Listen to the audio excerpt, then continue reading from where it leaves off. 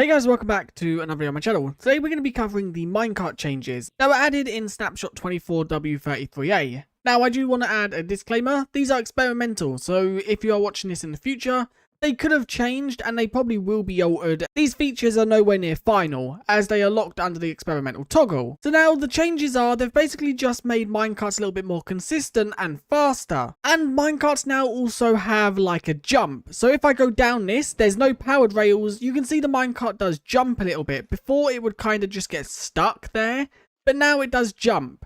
And you can also speed this up. So let's now grab some powered rails. So let's just place down some of these. I don't think I'm going to make them, or let's make them all powered rails. Why not? Now for it to jump at the end, the ending rail does need to be going at a slope. If it was to go like that, it would just bounce off this block and go back up.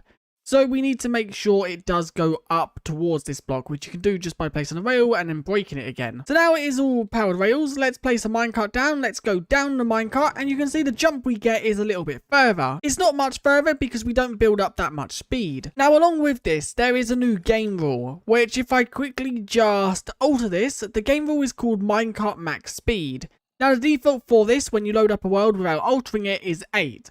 So I think that means that minecarts can travel a maximum speed of 8 blocks per second. And it can be altered anything up to 1000.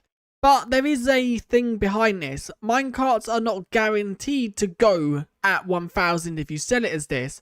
For example, if I was to change it to 1000 and go on this, you'll notice the minecart does go a lot faster, but it won't instantly go 1000 blocks because there are some other parameters that are involved, like the build-up speed and also air resistance. So let me now quickly go down this with the speed at 1000 and you can see we go a lot further. We went, let's quickly just show the speed difference. With it set to 8, which is default, we went to there. With it set to 1000, we went to there. Now there is also one thing that I would like to see with this. I would like to see a new game rule which is override minecart max speed, where it basically removes any sort of third-party involvement in minecart speed, so for example the air resistance. But also one thing that is good about this is you can also lower the value, so the default is 8, you can also make it 1. Now 1 is the lowest, you cannot make it 0, so you cannot do it so minecarts can't move. But if we set it to 1, a minecart will go at about 1 block per second. And this is really good for maps. If you have a map where you want players to go through a minecart system where they have to look around them, but you can't get the speed right. So for example, you add powered rails and it goes too fast, you remove powered rails and then it's too slow. Well, you can alter this so the speed is exactly how you want it. So this is what minecarts are like with the max speed set to 1. And this is powered rails, don't forget, also going down. You can see I'm not going any faster. It's not building up any momentum going down the ramp like minecarts do. Now it does also count for minecarts who don't have players riding them or entities riding them. So if I was to push this minecart, you can see it does still travel at the same speed. And the game rule does also affect things like hopper minecarts. So if I was to push this, you can see it is traveling a lot slower. Now one thing that a lot of players are currently doing, and we are going to mess around with this, is they are setting the game rule to 1000, which is the maximum speed. Now, I do want to quickly just say, this is not going to be possible inside of survival mode without the adjustment of this command. So if you create a world without changing any game rules, you are not going to be able to do this because the game rule does need to be altered. So what we're going to do, we're going to make the game rule up to 1000, and then we're going to create a little minecart system. Then what we want to do is send the minecart system in this direction up a ramp. So let's do something like that, and then if I was to now just do that, break that top one, let's then power that. So what happens here is the minecart in the center will spin around, building up momentum. And we're going to throw a mob inside the minecart. Let's just throw a villager. So here we go. Let's throw the villager inside of it. And if I just throw it down, the villager is now inside. You can see that villager is building up a lot of momentum.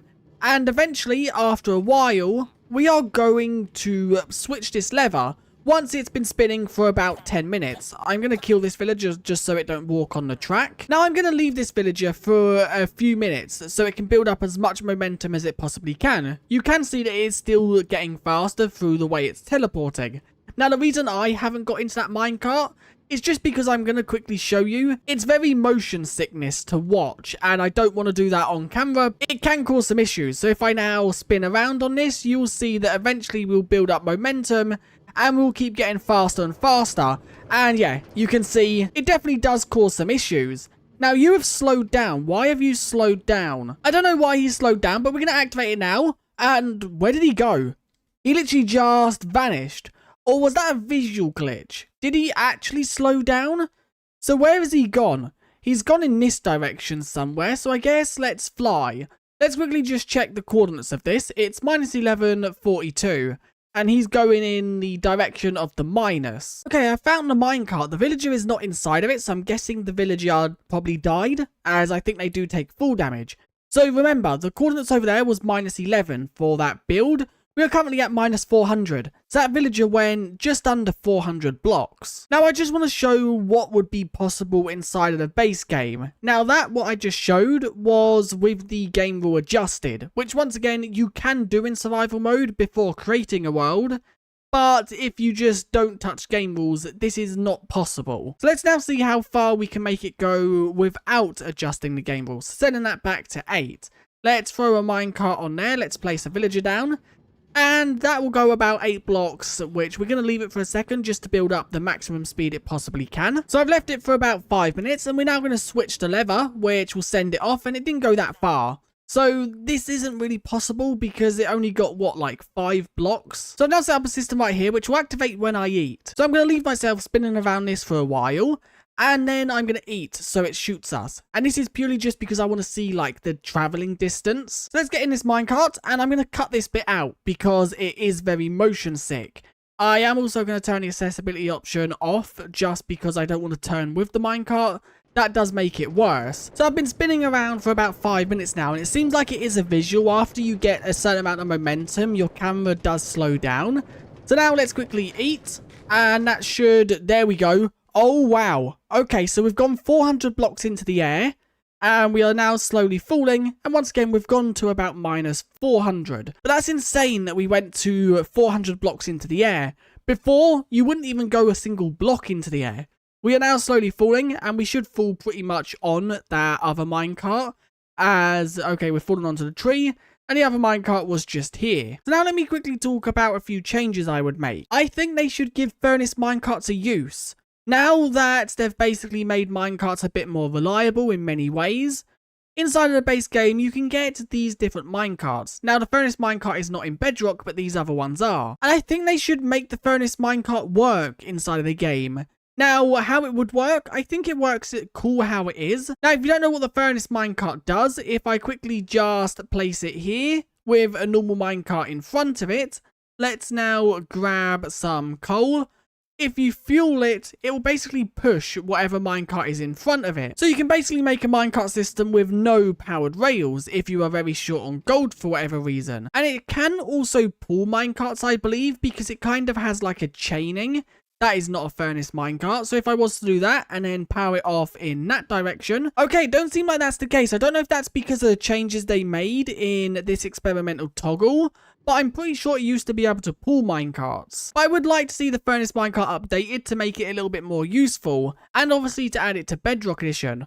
Although I'm not too sure if these experimental changes will be added to Bedrock. Now another system I would like is a way to connect minecarts. Whether this is with the furnace minecart, so if you have a furnace minecart at the front, all minecarts will connect. That is the case currently, but the furnace minecart has to be pushing the minecarts, and it's a bit unreliable. Minecarts can become disconnected. It could be using leads, so like how you can lead a boat, you can obviously pull boats with the lead, and you can also tie them to fences. So what if you put a lead on a minecart, you can then connect that lead to another minecart, creating kind of this effect, but it'd be a minecart on this end and also a minecart on this end. Now leads might be a easier way to go, but they could also make it so chains do it, because chains are more like a connector. They're more sturdy, so it makes more sense.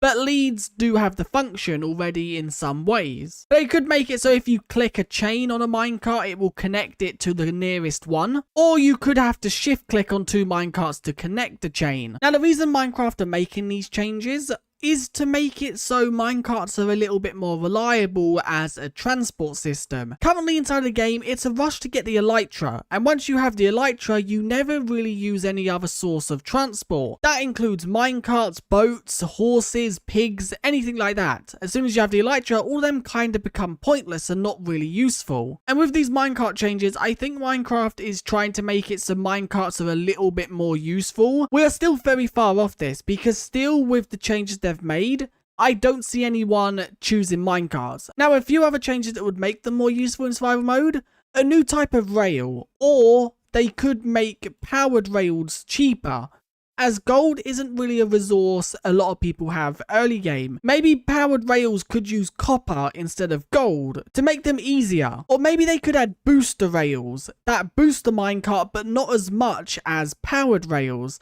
And maybe they could be crafted with copper, so then they're not messing with older features. Because gold is very expensive, unless you are late game and you have a gold farm, but at that point you have an elytra, meaning the whole minecart system is redundant, because the elytra is way better. But anyway, that is it for this video. I just wanted to mess with it a little bit, but also give my feedback and my thoughts. And the final conclusion, they're good changes, but they are not gonna be good enough if Minecraft purely want minecarts to be a better way to travel. But once again, these are only early experimental changes, and things will be changing in future snapshots. But anyway, if you enjoyed, do leave a like and subscribe, and I guess I'll see you guys in the next one.